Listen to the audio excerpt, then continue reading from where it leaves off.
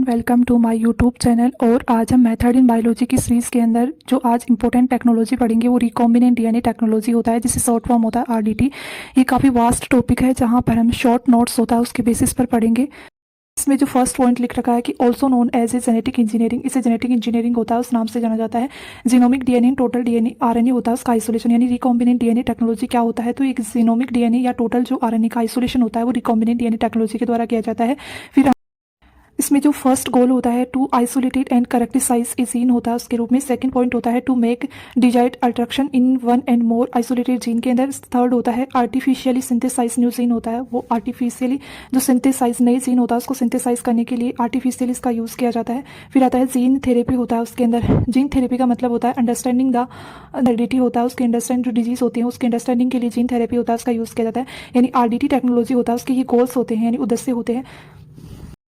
RDT technology होता है उसके प्रोसीजर कंडीशन के बारे में देखें तो ये स्टेप काफ़ी इंपॉर्टेंट होता है। जहाँ फर्स्ट स्टेप होता है उसके अंदर आइसोलेशन किया जाता है ऑफ जीन ऑफ जो हमारा इंटरेस्ट जीन होता है यानी ट्रांस जीन होता है उसका आइसोलेशन करते हैं। सेकंड स्टेप होता है जहाँ पर preparation of vector DNA and जो ट्रांस जीन होता है, यानी जो डीएनए हमने प्रिपेयर किया है वेक्टर के साथ में टू बी द क्लोन, उसका क्लोनिंग की जाती है। रेस्टिकेशन डाइजेशन होता है वो एंजाइम का यूज़ करके। थर्ड स्टेप के अंदर देखें तो इंसर्जन किया जाता है of gene to the vector molecule and ligation होता है वो किया जाता है। फोर्थ स्टेप के अंदर देखें तो introduction of vector DNA to the appropriate host cell के अंदर होता है, वो इंट्रोडक्शन यानी होस्ट सेल के अंदर होता है वो ट्रांसफर करवाया जाता है। फिर आता है कि फिफ्थ स्टेप होता है वो देखें तो expression of the transgene in the host cell के अंदर होता है वो एक्सप्रेशन किया जाता है। फिर अगर लास्ट में देखें तो जो लास्ट स्टेप होता है उसके अंदर क्लोन किया जाता है, रिकॉम्बिनेंट डीएनए होता है उसका। यानी ये स्टेप होती है वो काफ़ी इंपॉर्टेंट होती है, आपको स्टेप वाइज होता है वो पता होना चाहिए। फिर अगर हम आगे देखें तो आगे होता है यानी ये स्टेप होती है उनका अगर डायग्राम के बेसिस पर होते हैं वो समझे तो इसका एक एग्जाम्पल लेकर चलते हैं। जहाँ पर ये एग्जाम्पल लिया गया है जो human insulin production in the E coli, human insulin का प्रोडक्शन कैसे किया जाता है और किसका यूज़ कर रहे हैं, इकोलाई होता है उसका। तो अगर हम देखें तो यहाँ पर क्या होता है डोनर ऑर्गेनिज्म, यानी हमारा जो टारगेट जीन होता है वो हमने क्या लिया है, जो ह्यूमन का इंसुलिन जीन होता है वो हमारा टारगेट है, वो कहाँ से लिया है, ह्यूमन पेनक्रियास सेल से हमने क्या कर लिया, आइसोलेट कर लिया ह्यूमन इंसुलिन जीन होता है उसको, एंड इसे रेस्टिकेशन डाइजेशन के द्वारा कट कर लिया गया है।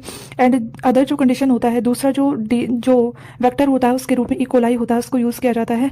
इकोलाई होता है उसके अंदर खुद का डीएनए, बैक्टीरियल डीएनए होता है उसके अंदर खुद का डीएनए होता है और एक एक्स्ट्रा डीएनए प्रेजेंट होता है जिसे हम जो सर्कुलर एक्स्ट्रा डीएनए प्रेजेंट होता है उसे हम प्लाज्मिड कहते हैं।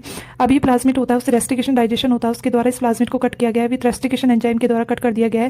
ह्यूमन इंसुलिन जीन एंड जो प्लाज्मिड का जो कट किया गया, जो रेस्टिकेशन एंजाइम के द्वारा कट किया था, इनको वापस में क्या कर दिया जाता है, बाइंड कर दिया जाता है। जहाँ पर मेनली बाइंड होता है वो लाइगेज एंजाइम के द्वारा होता है वो किया जाता है, जिसके कारण इस रिकॉम्बिनेंट वेक्टर होता है उसका फॉर्मेशन हो जाता है। रिकॉम्बिनेंट जो वेक्टर होता है उसे introduction of recombinant DNA into the braked cell यानी बैक्टीरिया सेल होता है उसके अंदर ट्रांसफर होता है वो करवाया जाता है इंट्रोडक्शन। तो यहाँ पर रिकॉम्बिनेंट बैक्टीरियम होता है उसका फॉर्मेशन होता है। क्यों रिकॉम्बिनेंट, क्योंकि यहाँ पर रिकॉम्बिनेंट वेक्टर, क्योंकि जो प्लाज्मिड एंड जो हमारा टारगेट जीन होते हैं वो आपस में लाइगेट कर जाते हैं और इससे ट्रांसफर कर दिया जाता है, बैक्टीरिया सेल होता है उसके अंदर ट्रांसफर करवा दिया जाता है।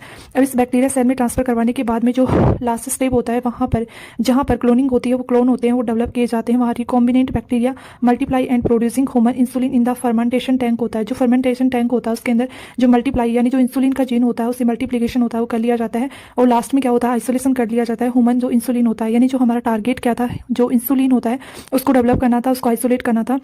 इस प्रकार से ये प्रोसेस होता है वो कंप्लीट होता है, काफ़ी ईजी है।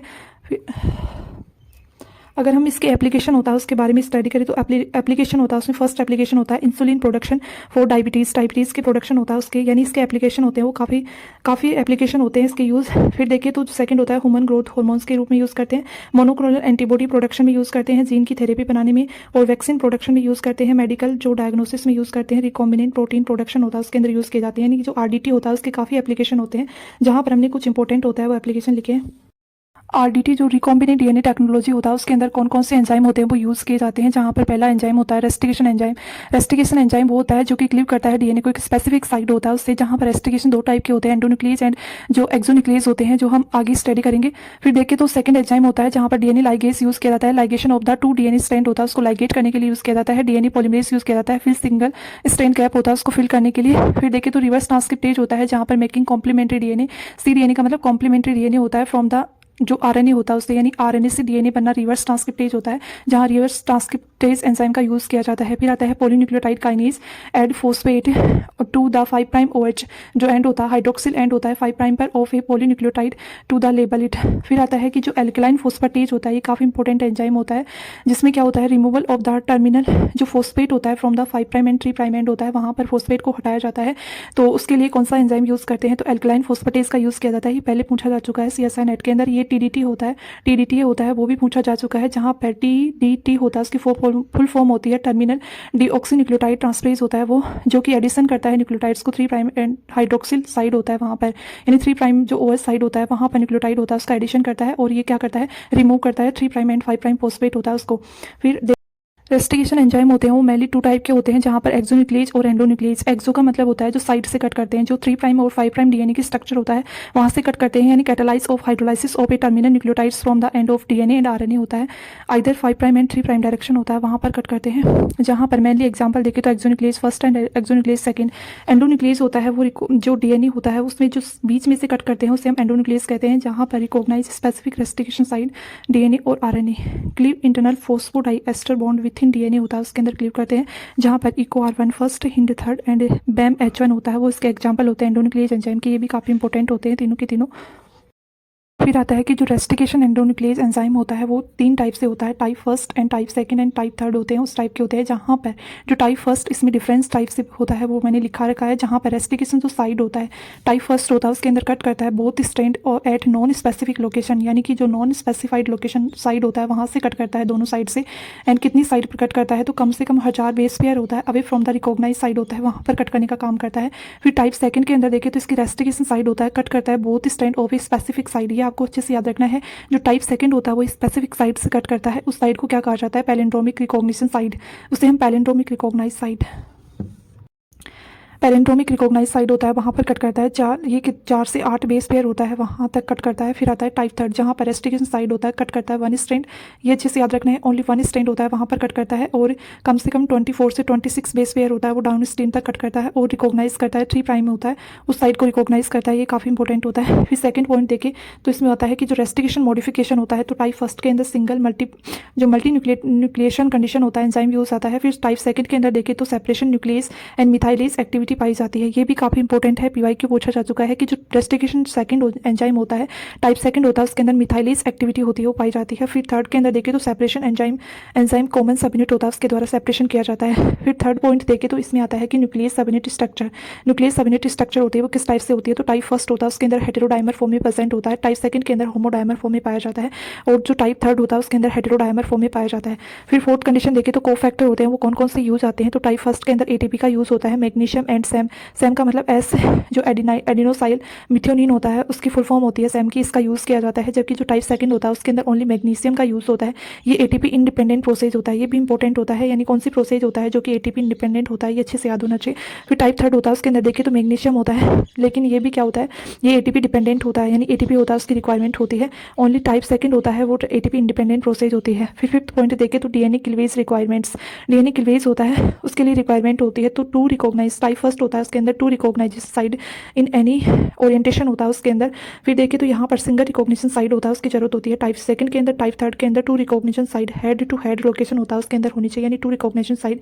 ओनली जो टाइप सेकंड होता है उसके अंदर सिंगल रिकॉग्निशन साइड होता है, वो क्लीवेज होता है, उसके DNA क्लीवेज के लिए रिक्वायरमेंट होती है। फिर अगला पॉइंट यहाँ पर जो रेस्टिकेशन एंजाइम होता है उसके टाइप सेकंड होते हैं, उसके कुछ एग्जांपल दे रखे हैं। उससे पहले अगर एक पॉइंट देखें तो जो रेस्टिकेशन एंजाइम होते हैं वो 2 टाइप से कट करते हैं, जहाँ पर आता है कि एक स्टैकी एंड बनता है और एक ब्लंट एंड बनता है। ब्लंट एग्जांपल होता है वो यहाँ पर आप चेकआउट कर सकते हैं, जैसे कि जो साइड बीच टू बीच कट करता है उसे ब्लंट एंड बोला जाता है, और जो साइड में कट करता है उसे हम स्टैकी एंड कहते हैं।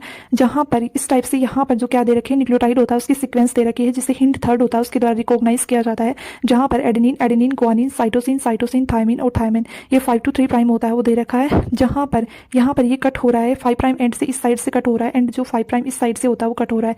ये कौन सा कट होता है, तो ये स्टैकी एंड होता है, वहाँ पर कट किया जाता है, यानी एक स्पेसिफिक साइड होता है वहाँ से कट किया जाता है। तो यहाँ पर जो स्टैकी एंड होता है उसका जो एग्जाम्पल हो जाएगा तो हिंड थर्ड होता है वो यूज़ किया जाता है। जहाँ पर इस प्रकार से आप कट होता है वो देख सकते हैं, अगर इसका कट होता है तो इस प्रकार से एडेनिन, इसके बाद में यहाँ से कट किया गया है तो यहाँ पर आकर के फोस्फेट होता है वो बाइंड कर जाता है, और इस प्रकार से यहाँ पर जो कट होता है वहाँ पर फोस्फेट होता है वो आकर के बाइंड कर जाता है। फिर अगर सेकंड एग्जांपल देखें तो SMA फर्स्ट फर्स्ट होता है उसका यूज़ किया जाता है, तो ये रिकॉग्नाइज करता है ब्लंट एंड होता है उसको। क्यों ब्लंट एंड को रिकॉग्नाइज कर रहा है? क्योंकि ये मिड पॉइंट होता है वहाँ से कट करता है, मिड पॉइंट होता है वहाँ से कट करता है। तो इस प्रकार से यहाँ पर ये कौन सा एंड हो गया? ब्लंट एंड हो गया, जहाँ पर ये न्यूक्लियोटाइड सीक्वेंस जो cytosine cytosine cytosine and guanine guanine guanine just complementary sequence होती है, जस्ट नीचे दे रखी है, वो कॉम्प्लीमेंट्री सीक्वेंस है, इस न्यूक्लियोटाइड सीक्वेंस होता है उसको रिकॉग्नाइज करता है। SMA फर्स्ट जीन होता है वो, और यहाँ पर इस प्रकार से कट करेंगे तो यहाँ पर फॉस्फेट होता है, वो मिड पॉइंट पर आकर के बाइंड कर जाता है। फिर अगर हम आगे होता है वो देखें तो EcoR फर्स्ट होता है, ये भी क्या करता है? स्टैक एंड होता है, वहाँ से कट करता है। यानी यहाँ पर आपको न्यूक्लियोटाइड सीक्वेंस में देखकर पता चल जाएगा, जहाँ पर ये न्यूक्लियोटाइड सीक्वेंस होता है वो ग्वानिन एडेनिन एडेनिन और थायमिन थायमिन और साइटोसिन होता है, उसको रिकॉग्नाइज करने का काम करता है। जहाँ पर इस प्रकार से कट एंड होता है, साइड होता है, वहाँ से कट कर रहा है स्पेसिफिक साइड से, तो ये स्टैक एंड होता है, वहाँ पर कट कर रहा है। और इसका एग्जाम्पल देखिए तो EcoR1 होता है फर्स्ट, इसका एग्जाम्पल माना जाता है, जहाँ पर यहाँ पर जो कट होता है वहाँ पर भी फॉस्फेट होता है, वो आकर के बाइंड कर जाता है। फिर अगर हम आगे देखें तो इस प्रकार से जो BAMH1 होता है, BAMH1 होता है वो स्टैक एंड पर कट करता है। और इसकी जो न्यूक्लियोटाइड सीक्वेंस देखिए तो guanine guanine adenine thymine thymine और साइटोसिन। अगर आपको ये न्यूक्लियोटाइड सीक्वेंस होती है वो अगर याद होगी तो आप रिकॉग्नाइज कर लेंगे इजीली कि कौन सा स्टैकी एंड है और कौन सा ब्लंट एंड है, साथ ही कौन सा जो रेस्टिकेशन एंजाइम जो टाइप होता है सेकंड उसका एग्जांपल होगा, यानी कौन सा ये जो EcoR1 फर्स्ट होता है उसकी अगर आपको ये सीक्वेंस होती है वो पता होगी, न्यूक्लियोटाइड सीक्वेंस पता होगी, तो आप देख करके क्वेश्चन होता है इस प्रकार से आएगा कि ये जो सीक्वेंस होती है न्यूक्लियोटाइड वो किसके द्वारा होता है, वो कट किया जा रहा है। तो आपको अगर ये सीक्वेंस पता होगी तो आप बता देंगे कि EcoR1 फर्स्ट होता है उसके द्वारा कट किया जाता है। तो इस प्रकार से क्वेश्चन होते हैं, पूछे जाते हैं। यहाँ पर जस्ट नीचे दे रखा है वो कॉम्प्लीमेंट्री सीक्वेंस दे रखी है, यानी कि जो रेस्टिकेशन एंजाइम होते हैं उसकी दो एंड होते हैं, एक ब्लंट एंड होता है और एक स्टैकी एंड होता है। स्टैकी एंड का मीन्स होता है जहां पर साइड में से कट करता है, जबकि ब्लंट एंड का मीन्स होता है जो कि मिड पॉइंट से कट करता है, उसे हम ब्लंट एंड कहते हैं। इस प्रकार से ये काफ़ी वास्ट टॉपिक होता है रिकॉम्बिनेंट DNA टेक्नोलॉजी, जहाँ पर वेक्टर वगैरह होता है उसकी भी स्टडी की जाती है, और हम अगले वीडियो के अंदर होता है वो कवर करेंगे। और अगर वीडियो पसंद आई तो लाइक करें और अपने फ्रेंड्स के साथ में वीडियो को शेयर करें। Okay, thank you.